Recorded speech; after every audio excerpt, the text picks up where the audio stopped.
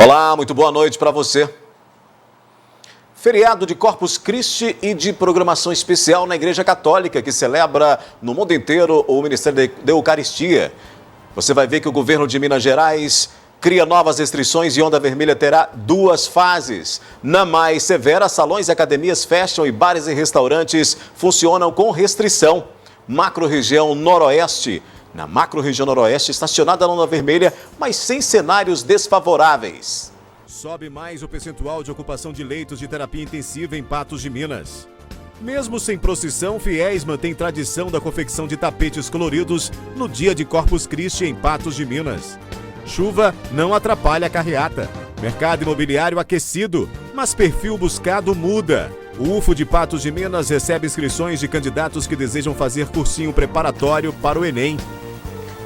Fungo preto, morre mais um brasileiro suspeito de infecção pelo fungo. O que sabemos sobre a doença, os riscos e como se proteger?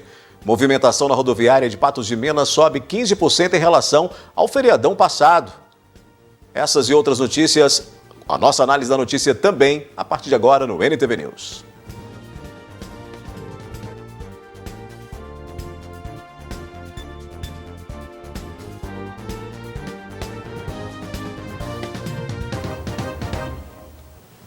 A gente começa falando do Corpus Christi, né? Mais um ano de celebrações com restrições para essa data cristã.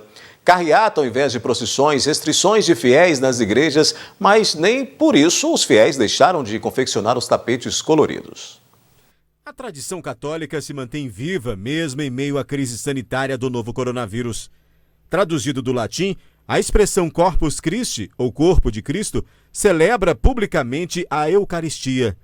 Com os protocolos restritivos, os tapetes que antes cobriam as ruas ficaram restritos às entradas das igrejas ou na porta das residências. Este casal de comerciantes, que reside há quase 20 anos em frente à igreja Nossa Senhora de Fátima, fez questão de ornamentar a entrada do estabelecimento. Temos realmente que preservar o nosso dom pela Eucaristia, um presente de Deus que deixou para nós, e que possamos passar também para as nossas pessoas que a gente convive, nossa convivência. É um momento de fé, né?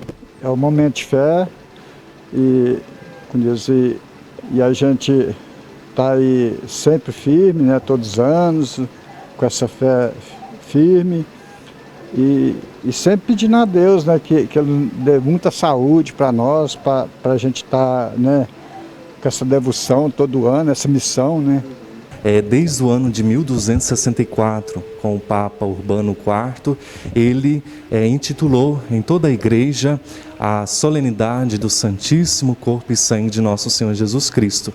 É o momento em que nós expressamos a nossa fé exteriormente, com os retratos, como você diz, os tapetes coloridos, enfeitados, não só simbolicamente, mas demonstrando a nossa fé no Cristo ressuscitado. Ele que passa pelo tapete, pelas ruas de nossa cidade, mas que permanece em nosso coração. Então, a beleza exterior demonstra a beleza interior do nosso coração, que acolhe o próprio Deus vivo e verdadeiro. Serragem colorida, sal grosso e outros materiais são utilizados na confecção dos belíssimos tapetes feitos pelas próprias comunidades.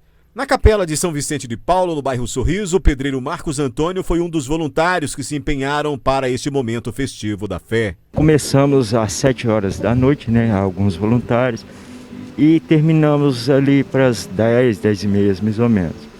Mas foi muito bom, foi poucas pessoas.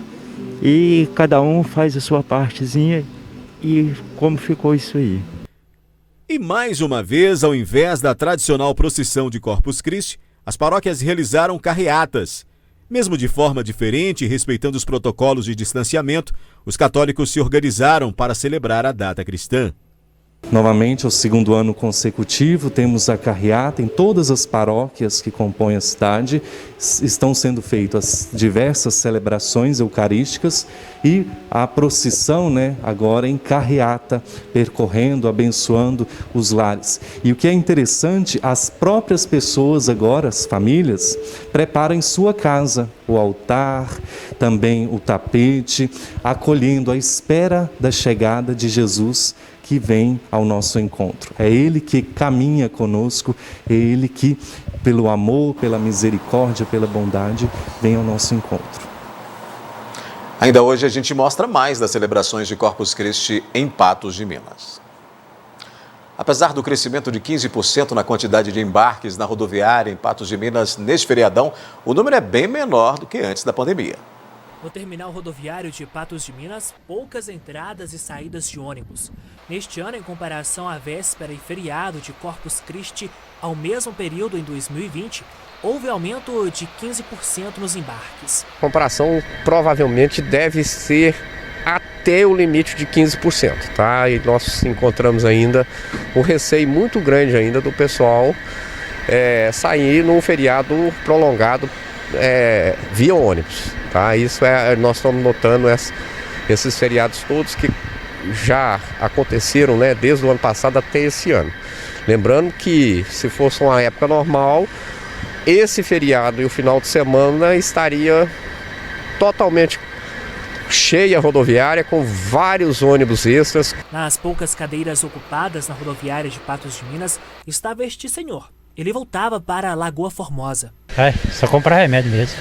Entendi. E no meio dessa pandemia, como é que fica o medo de embarcar, desembarcar? É meio complicado. Vai ter que encarar. Tem. Com isso, movimentação normal, nada de ônibus extras. Por aqui, embarques e desembarques de 45 a 55 ônibus. Nada que trouxesse esperança de melhora. Não, nada mais. São a frota que é em torno de 45 a 55 ônibus, dependendo do dia, né? E nada mais, tá? Não teve nenhum aumento de extra para lugar nenhum e nem chegada também. Nas rodovias próximas a Patos de Minas, muitos carros e ônibus. Na BR-365, fluxo considerável de veículos. Trânsito sem nenhuma alteração. Reflexo da pandemia, né? A seguir, moradores de Patos de Minas denunciam vazamento de esgoto por 2 semanas. E mercado imobiliário aquecido, mas perfil buscado está mudando. O mercado imobiliário segue aquecido mesmo com a pandemia e com a nova rotina imposta pela quarentena, as características buscadas em um imóvel mudaram. Uma casa grande com espaço externo, área de lazer e muitos quartos. É o sonho de muita gente, né? Mas não era exatamente isso que Fabiana buscava em um imóvel. Para ela, o mais importante era morar perto do trabalho, por isso comprou um apartamento. Mas, com a quarentena, as coisas mudaram. Morei minha infância toda num bairro mais distante e eu não queria repetir essa experiência de ter que trabalhar todos os dias num lugar que eu gastasse muito tempo para chegar. E aí, com a pandemia, essa perspectiva do home office, as crianças em casa o tempo todo, já nervosas, porque não tem, né, onde brincar, não tem amigos, não tem essa socialização, que vai continuar sendo difícil, mas pelo menos agora eles têm mais espaço. Eu então resolvi, o longe ficou mais possível, mesmo trabalhar longe de casa ficou um pouco mais viável. À medida que a pandemia foi durando mais tempo que o previsto, o brasileiro começou a mudar de ideia sobre o que é um imóvel ideal. É o que aponta a pesquisa da influência do coronavírus no mercado imobiliário brasileiro, realizada pelo braço de inteligência de dados do portal Zap Imóveis. Em março de 2020, no início da pandemia, apenas 0,1% dos consumidores responderam que as características do imóvel buscado mudaram por causa da quarentena. Já em março de 2021, 9% dos consumidores mudaram seu perfil de imóvel buscado. O interesse por casas cresceu de 38% para 45%.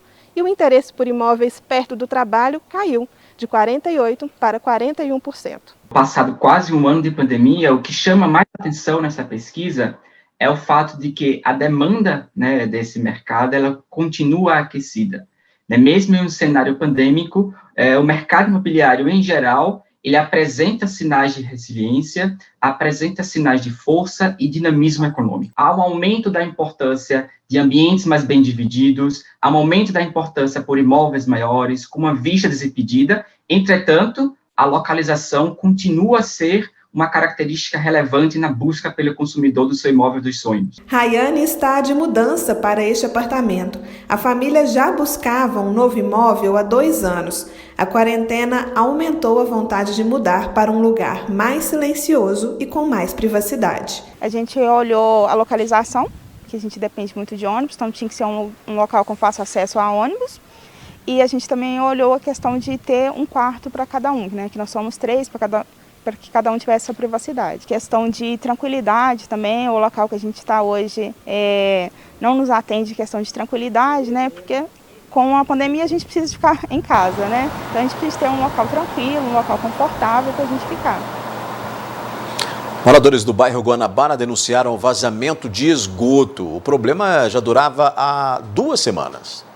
As denúncias dos moradores daquela região foram encaminhadas para o secretário do CODEMA, Ivanildo Alves Zica.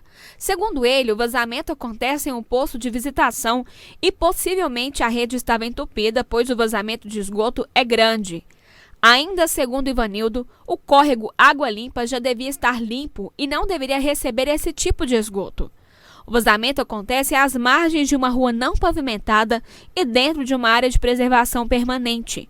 A Copasa foi acionada e informou que técnicos da companhia foram ao local para solucionar os problemas. Em instantes, aqui no NTV News, o UFO de Patos de Minas recebe inscrições de candidatos que desejam fazer o cursinho preparatório para o Enem. E Catedral realiza missa de Corpus Christi com a presença de fiéis e também realiza carreata. As inscrições para o cursinho da UFO de Patos de Minas, que vai preparar alunos da rede pública para o Enem, foram prorrogadas. Se você está interessado, fique bem atento aí ao novo prazo. São 140 vagas para o curso preparatório para o exame do Enem, oferecidas pela UFO em Patos de Minas. 50 vagas para o turno da tarde, as aulas serão das 14 às 17h15, e 90 vagas para o turno da noite, onde as aulas serão das 19 às 22h15. As aulas serão de forma remota, online, com os nossos professores, onde os professores do cursinho são alunos da UFO, que foram aprovados em processo seletivo e contam com a tutoria e orientação da nossa coordenadora do programa. As inscrições podem ser feitas pelo site editais.ufo.br/nod/5166. Basta preencher o formulário até o dia 7 de junho. Os critérios de seleção é ordem de inscrição, então o aluno deve estar se inscrevendo até o término das inscrições, e o critério que nós estaremos analisando é se o aluno é estudante da rede pública de ensino, matriculado no 3º ano do ensino médio, ou como bolsista integral da rede particular, e também como egresso do ensino médio, que são aqueles que já concluíram essa etapa de estudos.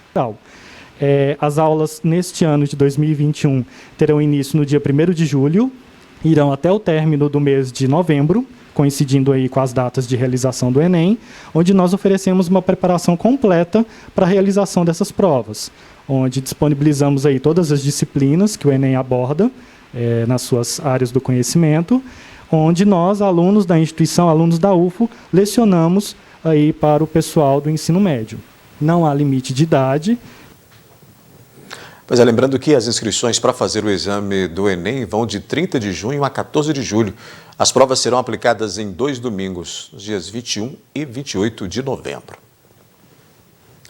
A gente vai fazer o intervalo. A seguir tem análise da notícia aqui no NTV News. Minas Gerais recebe doses e direciona também a profissionais da área de educação. Morre mais um brasileiro suspeito de infecção pelo fungo preto. O que sabemos sobre a doença e os riscos e como se proteger.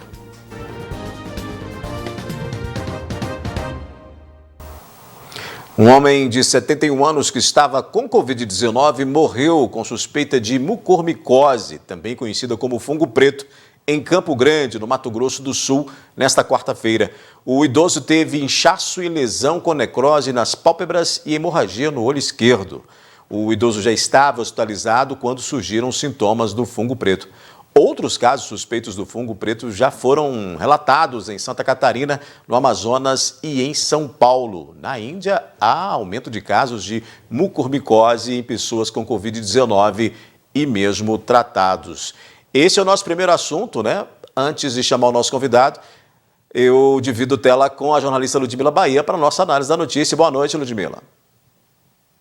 Boa noite, Adair. Como vai você? A todos que nos acompanham, boa noite também.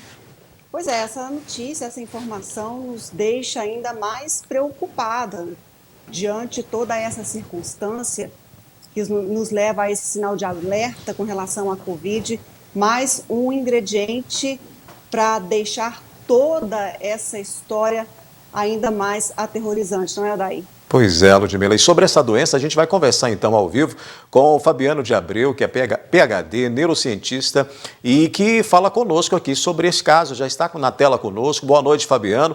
O que sabemos sobre o fungo preto até agora e como essa doença é causada? Boa noite. O fungo preto ele é a mucormicose, né? É uma doença causada pelo fungo da família Mucorales. Então, é encontrado em substratos orgânicos, em decomposição, fruta, solo, excremento, e pode ser encontrado em pães, né? Ou seja, entre os bolores, eu peço desculpa que meu filho chegou, é coisa de internet. Coisa Tranquilo. De internet, peço desculpa que meu filho chegou aqui na porta. Então, entre os bolores pertencentes a esta família, tem vários.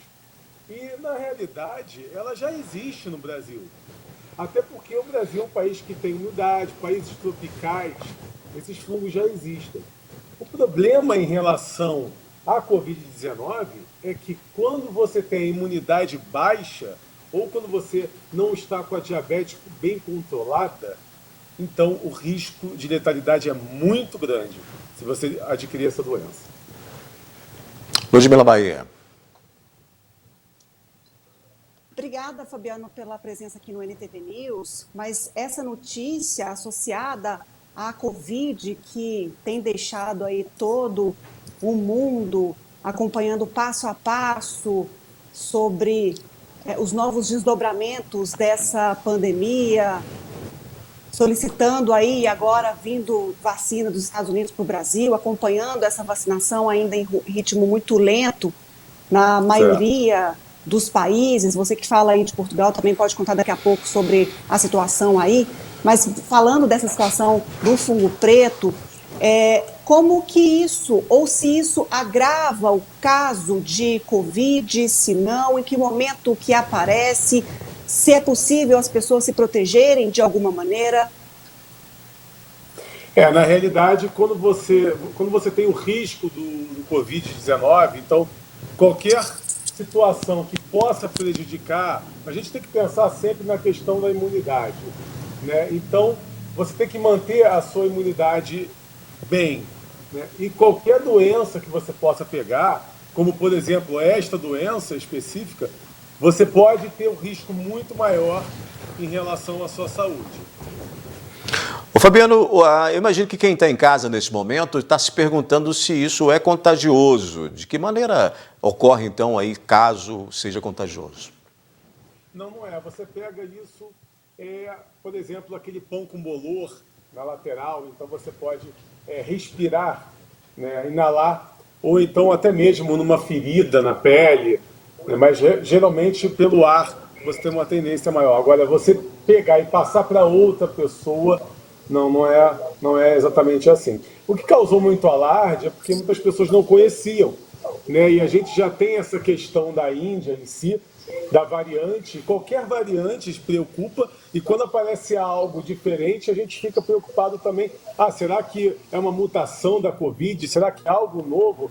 Né? Não, na realidade são doenças que já existem, e quando você pega uma doença dessa, você está com Covid, que ataca o sistema imunitário, até porque o Covid é uma doença que, dependendo da genética da pessoa, pode atacar bastante, né? Pode ser bastante perigoso. Então, se você tiver qualquer doença que afeta o sistema imunológico, você pode correr um risco maior de vida. Agora, Fabiano, como é que é o tratamento para o fungo preto? Porque esse paciente, especificamente do Mato Grosso do Sul, que veio a óbito nesta quarta-feira, quando os médicos, a equipe hospitalar identificou que esse paciente tinha a suspeita da doença, já estava em um estágio avançado em que esse paciente não conseguiu ser transferido para outra unidade hospitalar, mesmo com essa vaga garantida, para que pudesse aí controlar ou numa tentativa de tratamento dessa doença. Então, quais são os tratamentos previstos e quando descoberta essa doença numa fase inicial, as chances de cura são grandes ou o avanço é muito rápido, aí depende aí do olhar clínico da equipe médica para diagnóstico quanto antes para tratar e assim evitar o óbito? Sim, todo tratamento, quando é no início, as chances são maiores, mas o tratamento eles são com altas doses de anfotericina B, né, que é intravenoso, e a cirurgia. Então aí tem essa questão, né, a cirurgia para remover o tecido infectado e morto. Ou seja, tudo que você puder descobrir no início, claro, a eficácia é maior. Agora, no caso dele, que já tinha o Covid, já tinha essa fragilidade, então é mais complicado para você fazer não só o uso de medicamento, né? Inclusive os próprios médicos ficam preocupados em o que vai dar de medicamento, até porque a gente está num Brasil polarizado, num Brasil que qualquer medicamento que você vai dar e dê errado, você pode sofrer consequências devido a tudo que a gente sabe que está acontecendo. Então aí no caso deste doente, deste paciente, é bem complicado, né? Até pela idade dele, a gente não sabe em relação ao sistema imunológico dele, mesmo se não tivesse essa doença do fungo, se também já era fragilizado, então esses pormenores eles são muito significativos. Fabiana, a gente está falando aí de um idoso, né? Nós estamos falando aí de um paciente idoso, ainda que não tenhamos confirmado se foi letal por causa do fungo. Tem grupos que são mais suscetíveis e além disso, nós temos aí possível agravamento de um paciente com Covid por causa do fungo preto? Sim, sim. O paciente com Covid ele pode vir à morte por causa do fungo preto, sim. Paciente com HIV, paciente com câncer, paciente que não está com a diabetes bem controlada. As estatísticas, se eu não me engano, são de 50% de letalidade, se você tem a doença desse fungo. Então, ele realmente é perigoso, né? A gente tem que se preocupar com o lugar que a gente vive, né? Não podemos esquecer que o problema maior da Índia é a maneira com que eles vivem. A gente sabe que a higiene lá, culturalmente, na Índia, ela é precária. E isso aí interfere também para doenças como essa. Agora, Fabiano, falando ainda da questão do tratamento, que você colocou uma questão importante sobre essa discordância que acaba esbarrando até no viés político no Brasil. Há uma corrente política até que se acha no direito de determinar qual é o tratamento adequado para A ou B doença e não delegando essa função aos entendedores da causa. Mas há uma necessidade de criar um protocolo para agora, com esse fungo preto, essa constatação, e quando você mesmo coloca que há chances de agravamento do caso o paciente esteja contaminado com a Covid, há uma necessidade de uma orientação da equipe médica, dos médicos brasileiros, até para saber lidar melhor e mais prontamente com essa doença? Olha, tudo que tiver em paralelo tem que ser estudado, tem que ser analisado. Mas é complexo. Por exemplo, há uma semana atrás, eu alertei sobre a gripe aviária, né? E não tinha nenhum caso ainda na China. E agora surgiu o caso na China e preocupou o mundo em relação à gripe aviária, que pode ser muito pior do que a Covid-19. Agora, isso é motivo para que a OMS intervenha. A gente está no momento da Covid, a preocupação com a Covid. Será que já é o momento para isso? Então, no caso também do fungo preto, a gente tem que esperar um pouquinho, ver se tem outros casos. E se apresentar outros casos, aí a gente começar a se preocupar mais. Claro, mas tem que já analisar. Já tem que tomar iniciativa, já analisar o caso, né? Mas eu acredito que a gente não deve causar alarde no momento em que outros fatores também interferem, que é a própria saúde mental, a própria ansiedade. Então, a gente vê muito do que a gente vê de problema hoje social no Brasil está relacionado à ansiedade. A ansiedade potencializa os problemas devido ao momento, né? Não podemos esquecer que a ansiedade é uma pendência ela ativa a amígdala e você busca memórias negativas, você se coloca no ambiente negativo e passa a ser negativo e negacionista em relação às coisas também. Agora, Odair, preocupante quando aí o Fabiano coloca essa questão da gripe aviária. Você diz aí, Fabiano, que pode ser ainda mais tenebroso ainda do que esse cenário da pandemia que deixa o mundo estarrecido. Com que evidências que você fala isso? É momento de os governantes aí planejarem ações eficientes do que aquele esperar para ver? Olha, os chineses falaram sobre a gripe aviária e até então a China não tinha falado de nenhum caso. Só que a Rússia já tinha constatado, a Espanha já tinha constatado também casos de infecção. Daí, de repente, agora apareceu um caso na China, ou seja, já teria esse caso na China ou não? Meu centro de pesquisa recebeu aqui algumas denúncias na Europa sobre a possibilidade de ter muitos chineses já com a gripe aviária e a China não tem ainda, né? Não posso acusar, não sei, mas é cabível. Se a China alertou e de repente uma semana depois aparece um caso, por que não teria outros casos, né? Então está na hora já de começar a nos preocuparmos também com a gripe aviária. A gripe aviária, os pássaros estão em todos os lados, né? Esse é o problema. A gente evita aglomerações. Hoje evitamos aglomerações. E como evitar aglomerações com aves? Como a gente vai mandar as aves ficarem em casa? Muito complicado. Fabiano, ainda não é possível, então, dizer, voltando ao fungo preto, né? Não é possível dizer, então, que há uma relação direta com a Covid-19, porque está sendo estudado, né? Nesses casos aí que são poucos, mas estão acontecendo ou estão aparecendo no Brasil. Dá para dizer que há uma relação direta já ou a gente tem que esperar um pouco? Acho que tem que esperar, a gente não pode confirmar nada, tem que ser estudado, obviamente. Eu tenho formação em biologia e eu já estudei sobre o fungo preto, então, e já tem casos no Brasil sobre o fungo preto. A questão é que quando aparece alguém com Covid e o fungo preto, pronto. Né? Mas quantas pessoas já tinham fungo preto e não apareceram? Então a gente tem que analisar como está essa questão do fungo preto, né? E se ele está se alastrando, por quê? Ou seja, é medicina, é ciência, então tudo tem que ser feito análises e estudos. Sobre a gripe aviária, Fabiano, existe algum mecanismo de defesa eficaz atualmente? Alguma vacina, algum remédio? Até porque tivemos episódios no passado também, assim como o próprio coronavírus também. Hoje a gente tem a vacina por mRNA, né, que é o RNA mensageiro. E a gente já utilizou essa vacina agora, com a Covid. Era uma vacina que já foi descoberta há 30 anos atrás. E eu acredito que, se essa gripe aviária aumentar o número de casos, o mRNA já será, o mesmo tipo de vacina da Covid será utilizado, só que com uma outra gripe, no caso, né, que é a gripe aviária, que é um tipo de influenza. Fabiano, já que você falou de vacina aí, me veio uma curiosidade sobre imunização. E você fala de Portugal, como é que está a situação hoje aí em Portugal para os brasileiros, por exemplo, do ponto de vista de um brasileiro que trabalha, que mora aí? É uma pergunta que muitos fazem. A gente está em quarentena desde o início. Desde que começou, o governo aqui foi bem rígido.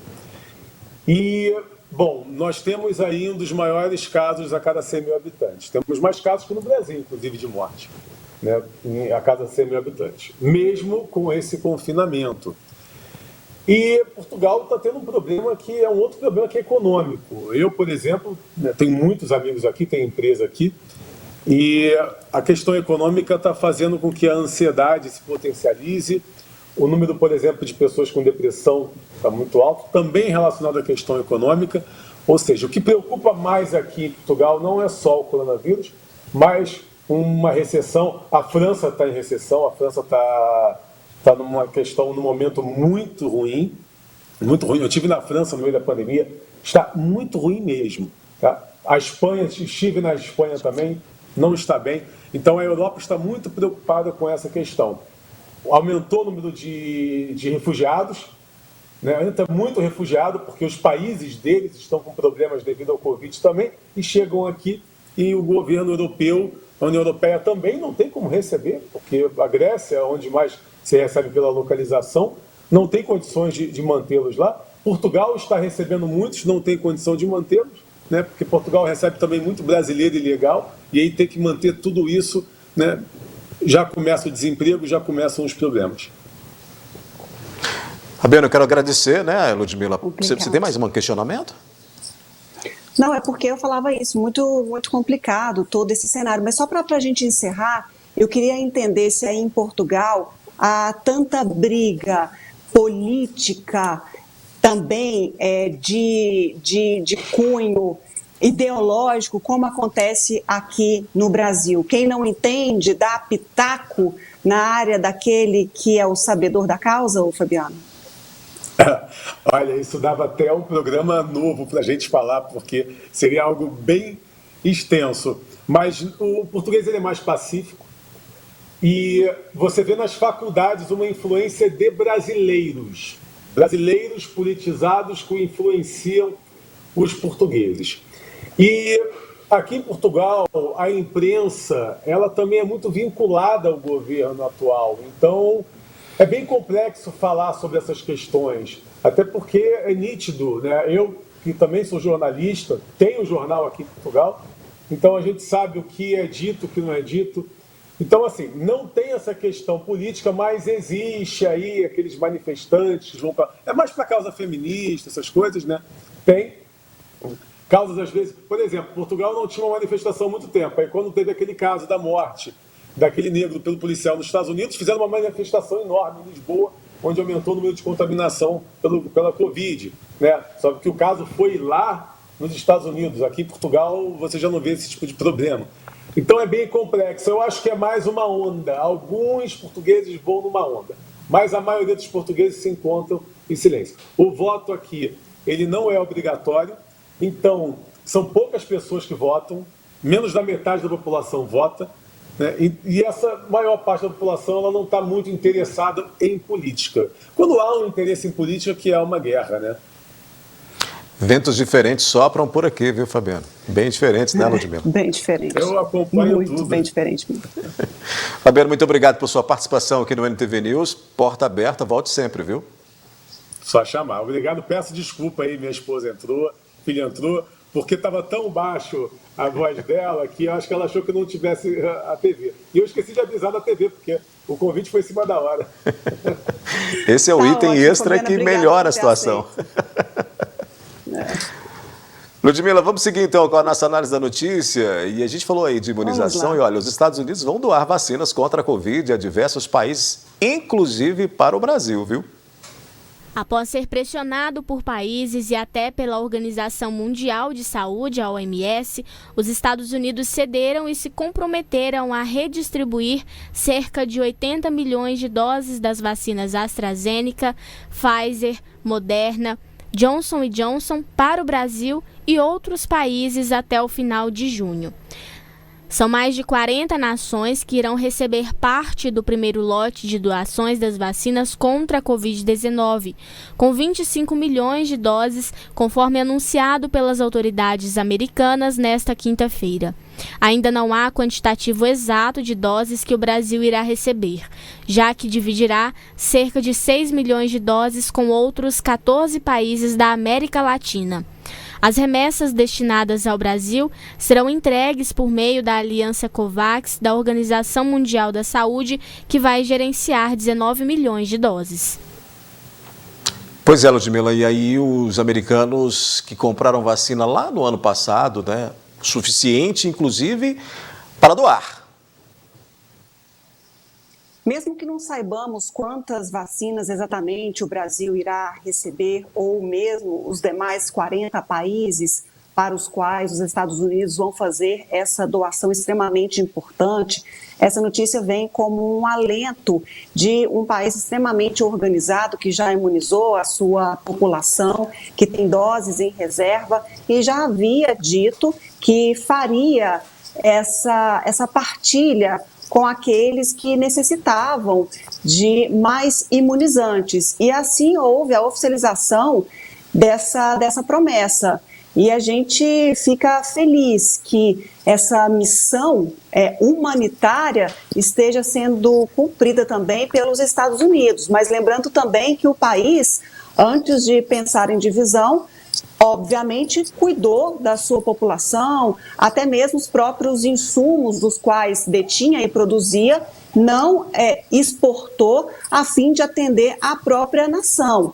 Então, é aquela questão, vou atender, vou partilhar, porque há sobra na geladeira. Então, por que não fazer essa distribuição entre as nações? E vem em uma ótima hora, até porque essas vacinas, mesmo que não saibamos aí as quantidades, deve vir então até o final de junho, e a gente está em meio a esse crescimento de casos em muitas regiões do país.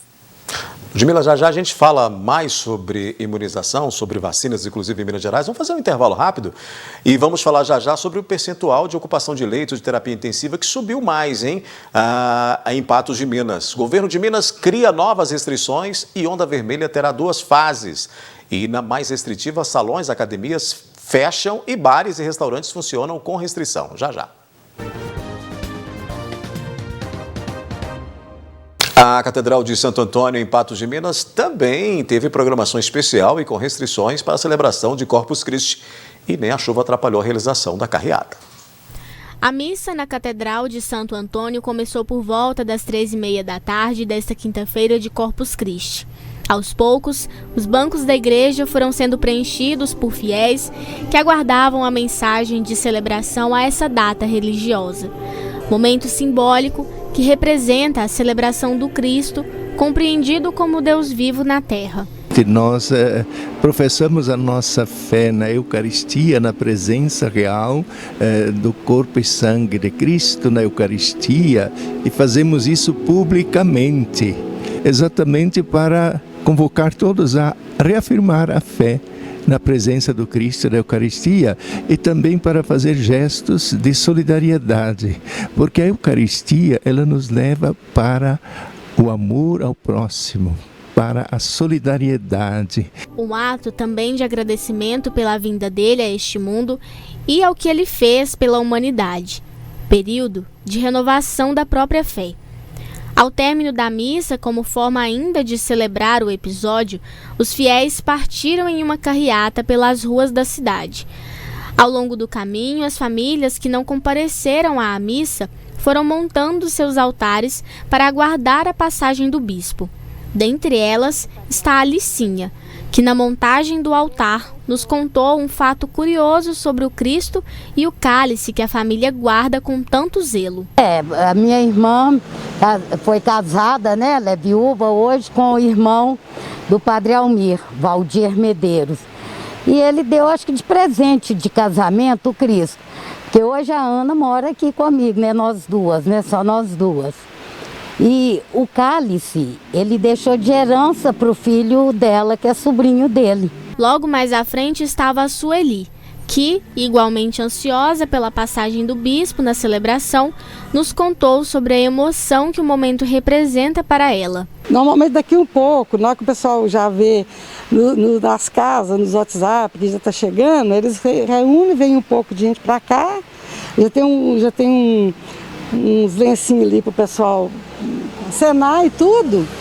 E aí eles passam, Jesus passa no corpo, né, vivo da hóstia consagrada, e a gente fica tão feliz, é assim, um momento muito maravilhoso e significativo, sabe? Muito bom. Durante a carreata começou a chover, mas o fato não impediu que os fiéis prosseguissem, muito menos que interferisse na programação das famílias que aguardavam do lado de fora de suas casas. Um ato singelo e de grande significado para os fiéis. Rua após rua, uma fileira de carros seguia, cada qual carregando sua família, seus companheiros e todos na mesma sintonia, em renovação da própria crença em Deus e em Jesus Cristo. É muito grande, porque a gente como cristã, né, a gente acredita que Jesus também é o Cristo vivo, né? É o Filho de Deus vivo que veio para nos salvar, para resgatar todos os cristãos, né? E a toda a terra, né? A toda a humanidade. E isso é uma crença mais forte ainda entre nós que somos cristãos. E esse dia importante é para renovação da fé, que a gente crê que Jesus está na hóstia consagrada. Data totalmente especial, é a renovação da fé, que a gente que crê em Cristo sabe que Ele morreu, ressuscitou por nós, então é algo para a gente bem arraigado mesmo, né? É fé. É uma data para a renovação da fé na Eucaristia, é mais ou menos 800 anos que tem essa tradição. Quando antes as pessoas comungavam pouco e tinham pouca crença na presença de Cristo na Eucaristia. Por isso se tornou uma devoção até pública para professar e que as pessoas renovassem a sua fé na presença real de Cristo na Eucaristia. Vamos mudar de assunto e falar de futebol então? Pois é, o Atlético Mineiro fez o dever de casa na Copa do Brasil, venceu o Remo por 2-0 em Belém do Pará. Agora o time alvinegro pode perder por até 1 gol de diferença na partida de volta, que será no dia 10 de junho, às 7 da noite no Mineirão, rumo, é claro, às oitavas de final da competição. No primeiro tempo, no estádio Baenão, a soberania foi atleticana. Rápido em campo, com ações ofensivas e eficiência na troca de passes, o Atlético chegou 2 vezes ao gol. Primeiro com Johan, aos 14 minutos. Depois, com passe preciso de Hulk, Nacho empurrou para as redes aos 46 minutos. No início do segundo tempo, o Galo diminuiu o rendimento, mas o Remo não alcançou a equipe atleticana. Os alvinegros melhoraram no final e até tiveram mais chances de gols, mas ficou nisso, 2-0 Atlético. E nessa partida foram 7 desfalques para o Atlético, né? Keno machucado e 6 que foram convocados pelas seleções para as eliminatórias da Copa do Mundo. Guilherme Arana e Guga disputam amistosos pela seleção brasileira, sub-23. Júnior Alonso, que foi convocado pela seleção paraguaia. Alan Franco pelo Equador. Eduardo Vargas, que defende a camisa chilena. E Savarino pela Venezuela. O próximo compromisso do Atlético é no domingo, pelo Brasileirão, quando encara o Sport. Continuando a falar sobre Copa do Brasil, apesar das inúmeras dificuldades, o Cruzeiro conseguiu vencer o Juazeirense, né, por 1-0 nesta quinta-feira no Mineirão, pelo duelo de ida da terceira fase da Copa do Brasil. Bruno José marcou aos 18 minutos do segundo tempo e colocou a Raposa em vantagem por uma vaga nas oitavas de final da Copa do Brasil. Os Celestes vão jogar pelo empate na partida de volta que acontece na próxima quarta-feira, na outra quarta-feira, às 19 horas, no estádio Adalto Moraes, em Juazeiro, na Bahia. Mas antes, o Cruzeiro terá um compromisso pela segunda rodada da Série B do Brasileirão. No domingo, às 18h15, o Celeste encara o CRB no Mineirão. E não está fácil para a Raposa não, viu? A situação não está nada fácil. Vamos voltar a falar de saúde, vamos voltar a dividir tela com a Ludmila Bahia, para a gente voltar a falar aqui na análise da notícia, Ludmila. Minas Gerais recebeu nesta quinta-feira mais 588.500 doses da AstraZeneca e mais 62.010 doses da Pfizer. Nesta quinta, né?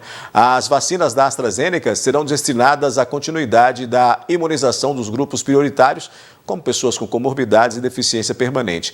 E também ao início da vacinação dos trabalhadores da educação. Já as vacinas da Pfizer, elas serão aí destinadas aos trabalhadores do transporte aéreo, né? Gestantes e mulheres que acabaram de dar à luz com algum acometimento na saúde e também pessoas com deficiência permanente e com comorbidades. A gente falou agora há pouco das doações de doses aí americanas e aí a gente vive este momento justamente de incerteza dos quantitativos, né, que vão chegando, né, Ludmila? Até porque nós temos grupos maiores que vão ser aí vacinados quando isso for aberto, quando tiver essa possibilidade de vacinar as pessoas depois desse período de comorbidades, depois desse período aí de professores, pessoal da educação. Os grupos serão maiores e aí realmente teremos que ter muito mais imunizantes, né? Pois é, por falar em grupos maiores, a Prefeitura de Patos de Minas prometeu abrir essa semana o cadastramento para os profissionais da área da educação. Então, só temos mais amanhã aí, ou então final de semana, para que a Prefeitura faça a abertura e aponte as datas, já que o governo então indica esses imunizantes também para contemplar os profissionais que tanto reivindicam e precisam dessas doses, pois muitos já retomaram os serviços e outros estão no aguardo para retomada em rede municipal, em muitos municípios, e há esse diálogo para a volta o quanto antes na rede estadual também. E uma reivindicação mais do que correta é que os educadores sejam imunizados também. Então, já chega uma remessa, mesmo que pequena, direcionada a essa dose. Lembrando que na capital mineira, como Belo Horizonte recebeu, num primeiro momento, muitas doses da Pfizer, quando os outros municípios não tinham condições, segundo até a própria orientação do Ministério da Saúde, por conta de armazenamento de doses. Então, Belo Horizonte dispõe a imunização de docentes, mas a gente volta aí para outros estados como São Paulo, está imunizando esses profissionais desde o mês de abril.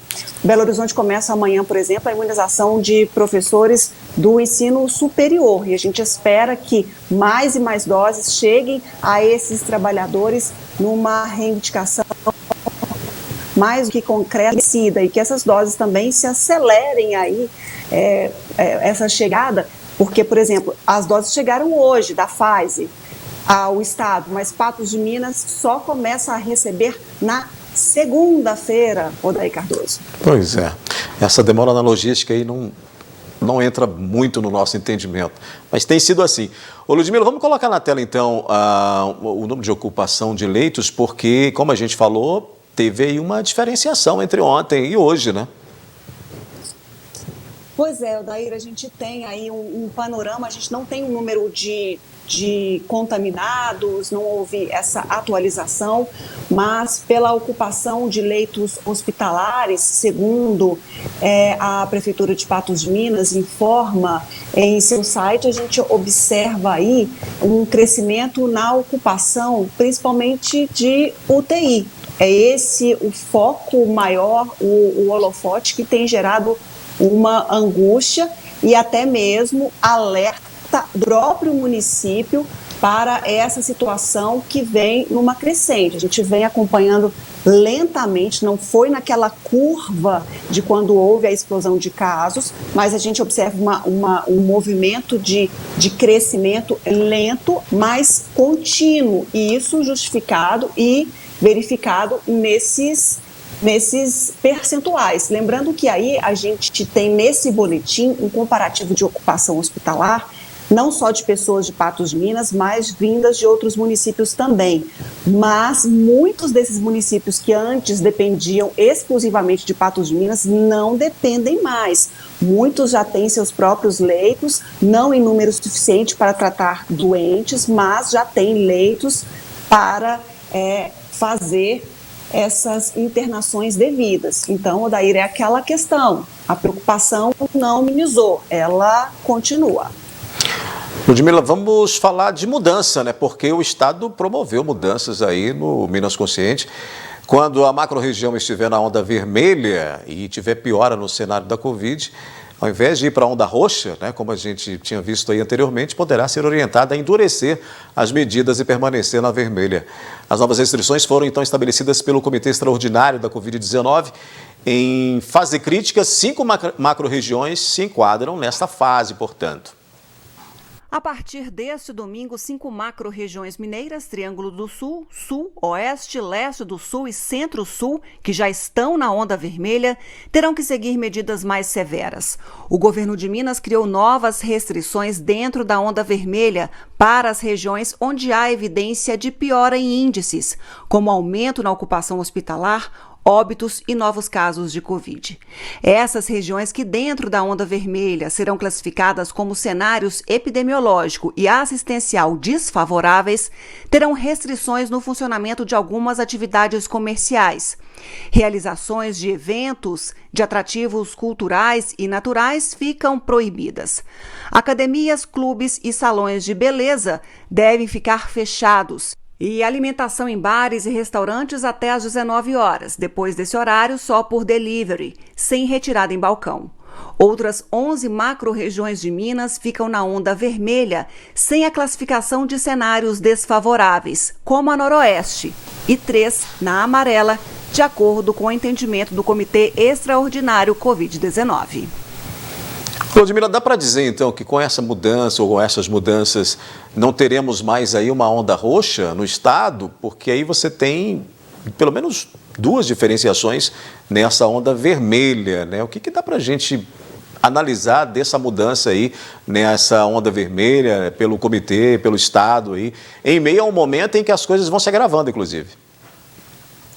A gente viu em diversos momentos nessa pandemia o governo perdido de como deveria agir, a maneira correta, e agora com essa reclassificação na onda vermelha, o que a gente percebe é que o governo dá um passo atrás com relação à classificação de onda vermelha, porque ainda não tem todas aquelas proibições que a gente tinha até no estágio anterior a que prevalece agora.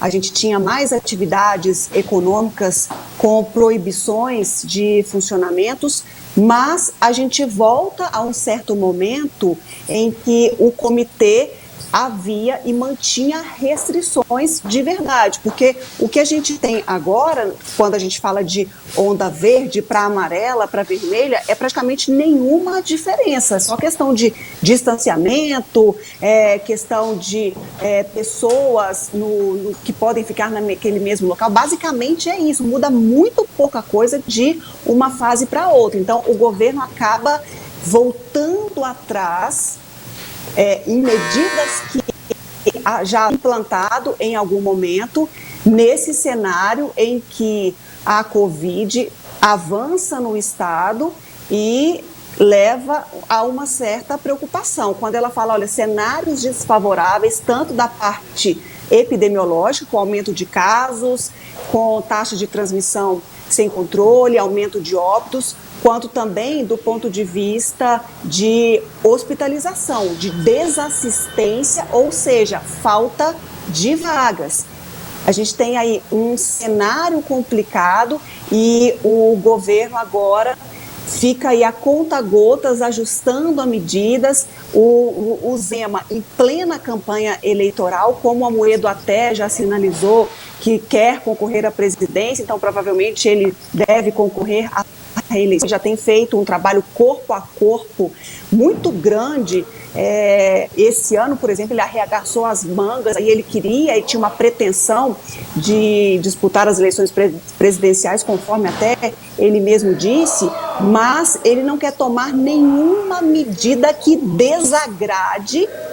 Então, é aquela questão, vamos ver como é que dá para ajustar a economia com as necessidades de medidas na pandemia para ninguém ficar insatisfeito para atender a todo mundo, só que aí é um viés perigoso, porque pode deixar a desejar e num cenário de crescimento descontrolado, o governo aí vai ter que traçar as medidas porque tem comprado uma briga aí ou apresentado esse cenário como o ideal, essas medidas como as eficientes. Vamos ver aí o que vai acontecer daqui para frente. A gente espera que a taxa de transmissão fique sob controle, que não saia nada, né, da previsão, da expectativa. É isso que a gente espera, mas vamos ver como vai ser o comportamento das pessoas diante as medidas ou a falta delas. A essas regiões tem essas restrições aí. Vamos ver se melhora por lá e o que acontece com as demais. Não acho que a onda roxa fica descartada, mas ela só vai ser lançada quando chegar num ponto insustentável mesmo. E aí é o que o governo não quer, é o que o Zema não quer, por conta até da própria corrida eleitoral. Porque aí acaba indo de encontro ao seu eleitor, indo de encontro deixando outras pessoas insatisfeitas, e aí realmente, como você disse, a corrida eleitoral já começou e a gente está vendo ela passar aqui pela frente. Ludmila, então é isso. Amanhã a gente volta com mais análise. É isso aí, Odair. Obrigada pela companhia, a todos que estiveram conosco nesta quinta-feira. Ótimo fim de feriado para todo mundo. E amanhã a gente se encontra às 11h30, tem 30 minutos aqui na tela da NTV. Boa noite para todo mundo. Outras notícias você acessa fatosjá.com.br. Amanhã a gente volta. Você viu a Ludmila já avisando, hein? Tem às 11h30 da manhã temos o 30 Minutos e à noite a gente se encontra aqui nesta bancada no NTV News. Boa noite e até amanhã.